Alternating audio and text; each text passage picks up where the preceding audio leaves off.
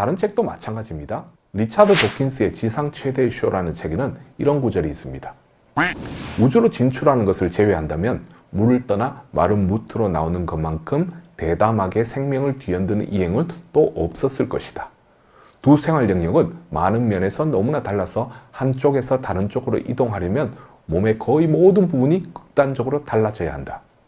물에서 산소를 추출할 때 유용하던 아가미는 공기 중에서 전혀 쓸모가 없고 폐는 물에서 쓸모가 없다.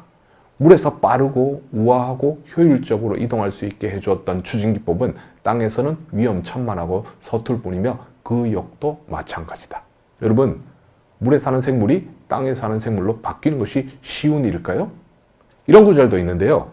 우리의 물고기 선조가 공기를 마시기 시작했을 때 아가미를 변형시켜서 폐를 만든 것이 아니었다. 대신 그들은 장을 주머니처럼 변형시켰다. 그리고 후대의 경골 어류는 폐를 변형시켜서 호흡과는 아무 상관이 없는 다른 필수기관을 만들었다. 그것이 불에다. 자, 이 글에서 진화의 방법을 찾을 수 있습니까? 어리와 양서류의 차이점을 이야기했을 뿐 기관이 진화된 구체적인 방법에 대해서는 알 수가 없습니다. 이들에게 다리나 폐는 우연히 생겨날 수 있는 기관입니다. 이것은 진화라는 신념으로 쓴 소설입니다. 저명한 진화론자인 제리 코인이 쓴 지울 수 없는 흔적에도 이런 구절이 있습니다. 우선 초기 육식 공룡들의 앞다리와 손이 길어지기 시작했다. 아마도 먹이를 잡고 다루는데 도움이 되어서였을 것이다. 움켜잡는 행동을 자꾸 하다 보니 근육이 진화하여 앞다리를 재빨리 펼쳤다가 안쪽으로 굽힐 수 있게 되었을 것이다. 이것은 새가 날 때 아래쪽으로 날개치기 하는 것과 같은 동작이다. 특정 부위를 반복 운동하면 그 부위가 진화될까요? 어떤 과학자도 이런 방식으로 진화가 이루어지는 것을 관찰한 사례는 없습니다. 라마르크레의 용불용설은 이미 진화론자들 사이에서도 오래전에 부정되었다는 사실을 이들은 왜 모를까요? 유명한 데스몬드 모리스의 털없는 원숭이는 이런 진화소설의 끝판왕입니다. 이 책은 자연과학 분야 최장기 베스트셀러이자 한국과학기술원 선정 추천 도서입니다. 이 책에서 소개한 식충류에서 인간으로의 진화는 한편의 소설에 불과합니다. 그럼에도 불구하고 추천 도서로 선정되기에 손색이 없었다는 사실이 그저 놀랍기만 합니다. 내용을 한번 살펴볼까요? 우리 털없는 원숭이가 속해 있는 영장류는 원래 원시적인 식충류에서 생겨났다. 이 초기의 포유류는 안전한 숲속을 성급하게 뛰어다니는 조그맣고 하찮은 동물이었고, 곤충을 잡아먹는 이 작은 동물들은 위험을 무릅쓰고 새로운 영토로 과감하게 진출하기 시작했다. 그들은 그곳에 널리 흩어져 수많은 이상한 모양으로 진화했다.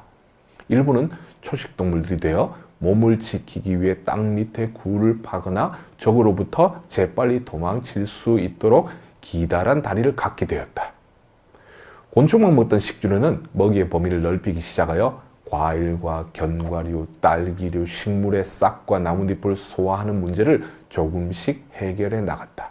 가장 열등한 형태의 연장류로 진화하자 눈이 얼굴 앞쪽으로 나오면서 시력이 좋아졌고 두 손은 먹이를 잡는 도구로 발전했다. 3차원적인 시야와 마음대로 조종할 수 있는 팔다리를 갖게 된 이 동물은 두뇌가 서서히 커지면서 차츰 숲속의 세계를 지배하게 되었다. 식충류는 단 한 페이지만의 원숭이가 되고 몇 페이지만 지나면 사람이 됩니다. 물론 이 과정에서 아무런 방법적인 설명은 없습니다. 저는 할 말을 잃었습니다. 이들은 자신이 믿고 있는 진화가 어떻게 작동되는지 모르는, 알려고 하지도 않는 진화론 맹신도들입니다. 거듭 이야기하지만 생물은 변합니다. 그러나 종류 안에서만 변합니다. 그래서 그것은 진화가 아닙니다. 변화의 폭은 큽니다.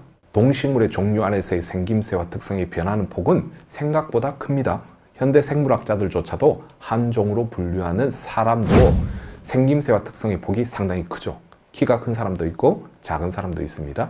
두개골이 큰 사람도 있고 작은 사람도 있습니다. 피부색이 짙은 사람도 있고 옅은 사람도 있습니다. 눈동자의 색깔도 다양하고 머리카락의 색도 다양합니다.